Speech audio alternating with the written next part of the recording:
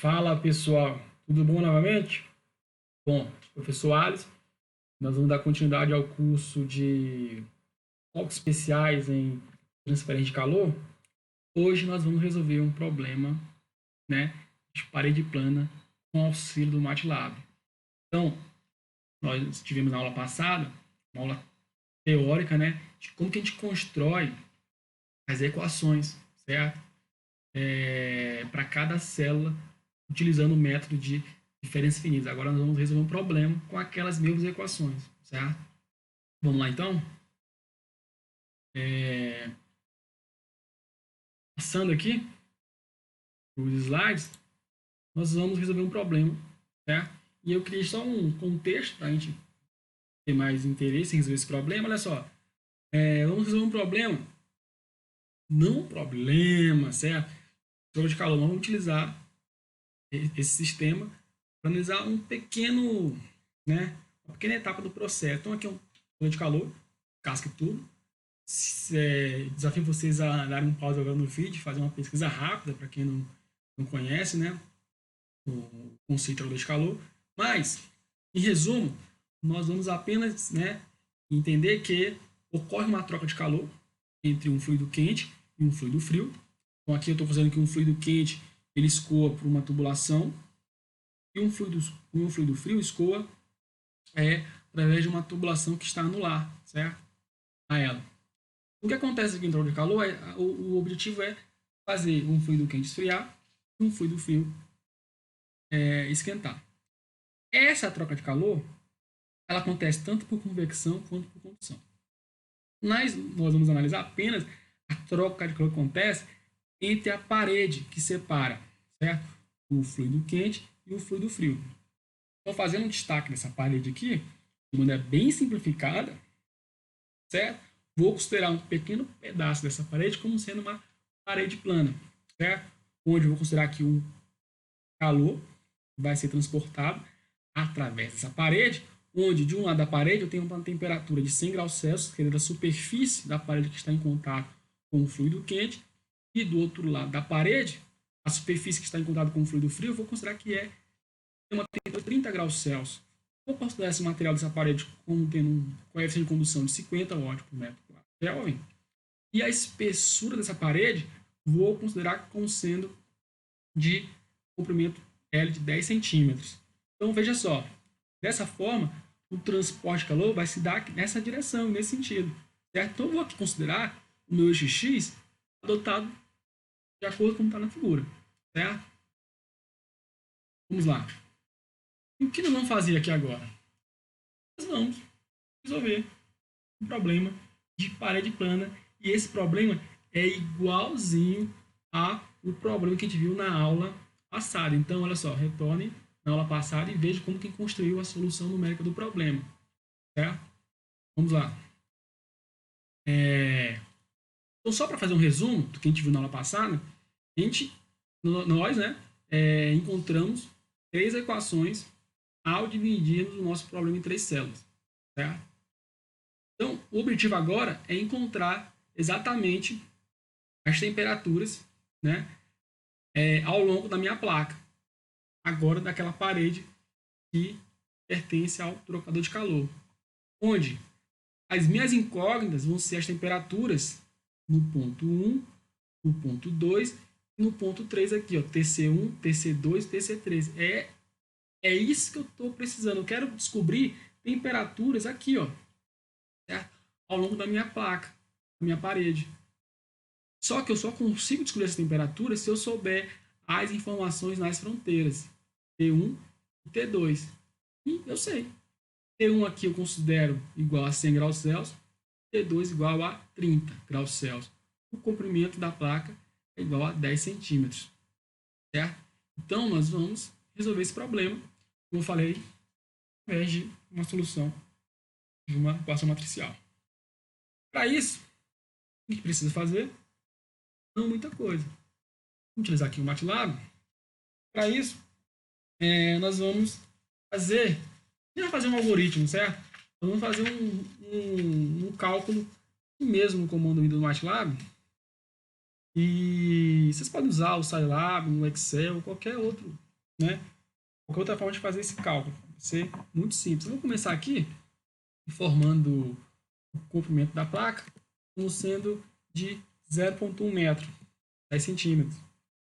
A gente precisa informar o número de células que a gente decidiu dividir o nosso problema. Inicialmente, a gente dividiu o problema em 3 células. Logo depois, nós vamos informar o tamanho de cada célula, que eu vou chamar de ΔX. Ora, o tamanho de cada célula vai ser dado pelo comprimento dividido pelo número de células, certo? Então, cada célula vai ter um tamanho de 0,0333. Bom, em seguida, nós vamos informar a nossa matriz A. Ora, a nossa matriz A está apresentada aqui no slide. Quando a gente divide o problema em 3 células, nós temos a matriz A 3 por 3. E eu vou digitar essa matriz lá no MATLAB. Certo? Até coloquei aqui já, então a matriz A ela pode ser escrita dessa forma. Menos 3, 1, 0, 1, menos 2, 1, 0, 1, menos 3. Certo? Essa é a minha matriz A. E o meu vetor B? Meu vetor B, o que vai ser?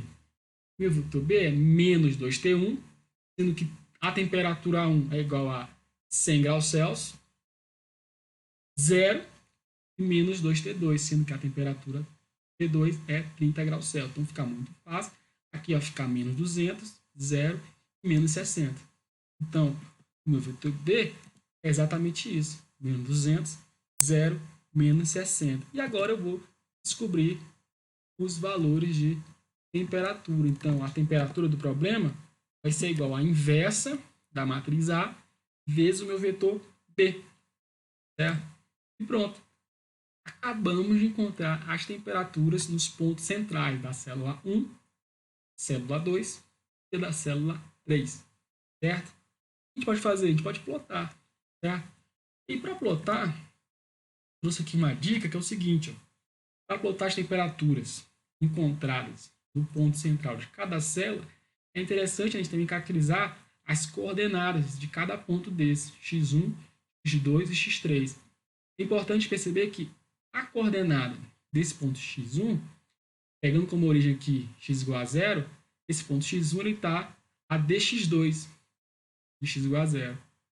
O ponto x2 ele está a distância de ΔX2 mais ΔX. E assim vai. O ponto x3 ele está mais ΔX do ponto x2. Certo?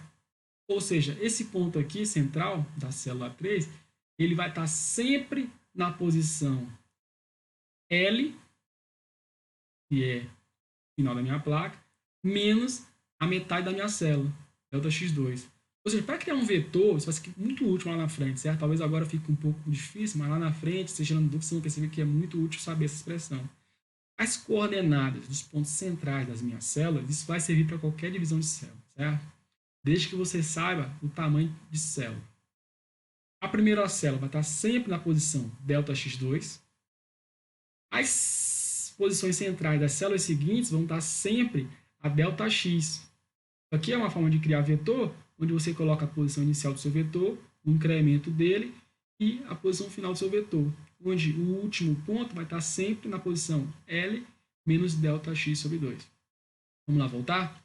Então, é importante criar esse vetor, certo? Onde o meu vetor, para determinar os pontos centrais das minhas células, a solução numérica vai ser ΔX, 2 pontos, ΔX sobre 2, desculpa, 2 pontos, ΔX, 2 pontos, L menos ΔX sobre 2. Então, dessa forma, eu estou dando o valor inicial do meu vetor, o incremento e o valor final dele. E um pequeno erro. Pronto, está aqui. Então, esse aqui é o meu vetor, caracteriza as coordenadas centrais. E dessa forma, eu vou plotar, certo? A minha resposta, plot xt. Eu mostro exatamente a distribuição de temperatura, certo? Eu obtive apenas utilizando as 3 células. Percebe-se que a resposta ainda não está tão legal, porque a minha célula, a minha placa, ela vai de 0 a L. E eu não tenho temperaturas em todo o domínio. Vejam só, eu só tenho temperaturas em x igual a 0.0167, no meio da placa, 0.05, e no outro ponto próximo da placa é 0.0833. Ou seja, eu tenho poucas informações de temperaturas porque eu dividi a minha placa em apenas 3 células. O que eu posso fazer agora? Ó, tem várias coisas para fazer. Primeiro, eu posso querer validar essa solução com a minha solução analítica, certo? Então eu vou fazer isso agora, certo? Como que eu faço isso? Ora, vejam só. Qual que é a solução analítica do meu problema em questão? Então, para isso, eu peço para vocês voltarem na aula anterior e a gente encontrou uma expressão para a solução analítica dessa parede, que é a temperatura de x igual a C1x mais C2, e a gente encontrou as condições C1 e C2 como sendo T2 menos T1 sobre L e T1, certo? Então vamos colocar, certo, essa solução analítica aqui no MATLAB. Olha só, para isso, primeiro eu vou precisar criar um novo vetor x. Por quê? Porque quando eu resolvo um problema de forma analítica, eu posso determinar a temperatura para qualquer ponto no intervalo do domínio do problema. Então, não só para 3 pontos, como a gente fez para a solução numérica. Uma solução analítica, certo? Eu posso achar valor para qualquer ponto de x. Então, por isso, olha só o que eu vou fazer. Eu vou criar um outro vetor chamado de xx, certo? E vai caracterizar pontos, certo? Da minha solução analítica. Olha só, vou dizer agora que meu vetor x ele começa em 0, ele vai ser incrementado 0.001 e vai até o ponto final da minha placa, 0.1, certo? Agora eu vou criar um vetor x gigantesco, com 101 elementos, para que eu possa calcular as temperaturas analíticas para muitos pontos. E como que eu calculo essas temperaturas analíticas? Ora, eu preciso do comprimento da placa, vocês viram lá, vocês têm anotado já a solução analítica. Eu preciso das temperaturas 1 e 2. A temperatura 1, ela é igual a 100 graus Celsius. E a temperatura 2 é igual a 30 graus Celsius. A solução analítica, ela, vou chamar ela de TA, ela é igual a diferença de temperatura T2 com T1 vezes o meu vetor x analítico aqui, eu chamo de xx, dividido por L mais T1, certo? Então, acabamos de encontrar a resposta analítica e vamos plotar junto com a minha resposta numérica. Para isso, eu vou colocar um comando rodal para gravar a tela. Então, olha só, plotando agora a resposta analítica, certo? Vou plotar aqui a resposta analítica. Eu vou plotar um pouco diferente. Eu vou plotar o vetor x analítico, chama de xx, temperaturas analíticas, chama de TA, e aqui eu vou expressar a minha resposta não como linha, mas como pontos em asterisco e também na cor vermelha, para dar uma diferença. Viu como é que ficou? Bom, olha só como é que ficou. Então, nós temos essa resposta em vermelho como sendo a analítica. E a linha azul, o que dá para melhorar certa resposta, a linha azul seria a numérica. Bom, olha só. Então, eu vou fazer um outro vídeo mais na frente, só mostrando como é que configura esses gráficos no MATLAB, pode ser? Por enquanto, eu quero mostrar aqui a minha resposta analítica, que é a que está em vermelho, e a numérica que está em azul, elas ficaram bem interessantes, com um problema. A minha numérica, ela está incompleta. Você percebe que a minha resposta numérica, ela só tem valores a partir desse ponto, que seria o ponto central da minha célula 1, e até esse ponto, que seria o meu ponto central da célula 3. Então, a minha resposta numérica, ela tá boa, mas ela está incompleta ainda, porque eu dividi meu domínio em poucas células. Mas ela está em boa concordância com a analítica. O que dá para fazer agora, pessoal? Olha só. Agora, O que acontece? A gente já percebeu que a minha resposta numérica ela está bem de acordo com a analítica, só está incompleta. O que está faltando para a gente é aumentar o número de células. Dividindo apenas em 3 células. Nós devemos dividir esse nosso problema em um pouco mais de células para ter uma resposta cada vez mais próxima das fronteiras em x igual a 0 e x igual a L. Percebam? Então, fica como desafio para vocês, olha só. Vou aqui dar umas dicas de como vocês devem fazer, certo? Para aumentar o número de células. Vejam só, olha, se nós formos dividir o número em 5 células, o que muda? Não muda nada, certo? Só vai dar mais trabalho. Porque ao fazer o balanço de energia para a célula 1, esse balanço de energia ele fica idêntico ao balanço de energia da célula 1 do problema de 3 células. As equações para as células 2, 3 e 4, como ao fazer esses balanços a gente não tem célula fantasma, as equações ficam idênticas à nossa célula 2 do problema anterior. Ao fazer o balanço de energia para a célula 5, essa equação vai ficar idêntica ao balanço de energia da célula 3 do problema anterior. Então, desafio vocês a montar uma matriz, certo? Para esse problema de 5 células e resolver a distribuição de temperatura. Além disso, desafio vocês a dividir o problema em 10, em 15 células e, se vocês quiserem, dividir mais e perceberem o que vai mudar no problema. O que vai mudar? Quanto mais eu divido meu problema, mais refinado fica a minha divisão. Eu refino a minha malha numérica. Outro conceito. E ao estudar as respostas, ao fazer um aumento de divisões e comparar uma resposta com a anterior e perceber se essa resposta atual ela mudou em relação à anterior, eu estou fazendo um estudo de convergência de malha. Então, eu tenho uma malha de 3 células. Vou resolver o problema de uma malha de 5 células. Mudou a resposta? Se mudou, é porque eu ainda preciso fazer mais estudos de malha. Vou passar para de 5 células e estudar a de 10. Não mudou mais a resposta? Opa, não mudou, beleza, então fico a de 5 células.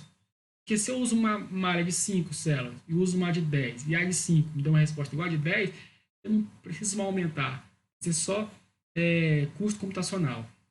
Mas enquanto a minha resposta não mudar, eu preciso continuar estudando a malha até convergir a malha. O que é convergir? É a diferença entre as respostas de duas malhas ser, por exemplo, inferior a um critério. A gente pode usar um critério, por exemplo, as temperaturas de uma malha em relação à outra, elas devem ser menor que, por exemplo, 1/100 de grau Celsius. Certo? A partir que esse critério for satisfeito, você pode considerar a sua malha convergida. A gente fala mais disso nas próximas aulas, certo? E desafio vocês, certo? Esse problema. Na próxima aula a gente vai estudar mais aplicações do método das diferenças finitas em problemas de calor, considerando condição de contorno, de fluxo e de convecção. Certo, pessoal? Obrigado pela atenção. Até a próxima aula. Abraço a todos.